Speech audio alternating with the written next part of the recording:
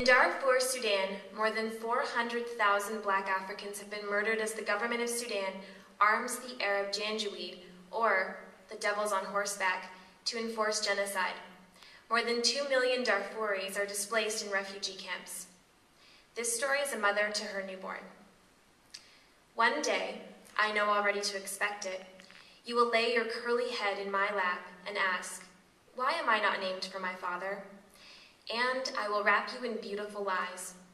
I will tell you that my husband was everything to me, the night sky specked with the most dazzling stars. I will tell you he was the desert, dusty and immense. I will tell you his love scorched and burned like the sun. I will tell you an army of men on horseback kicked my husband to the ground and shot him 7 times. The first was in his leg, so he could not run. The second was in his groin, so he could not spread his seed. The third was in his heart, so he could not love. The fourth was in his heart, so he could not breathe. The fifth was in his heart, to hear him cry for mercy. The sixth was in his heart, to silence him. The seventh was in the middle of his forehead, for good measure. But listen, my son, for these are words I have never spoken, and I will never speak them again, so long as I live. Your father, all 6 of him, dragged me through the dust, my head bobbing over stones. When my dress tore, just as I would, he gripped my hair, pulling me like a fallen goat. Your father, all 6 of him, threw me face down in the dirt.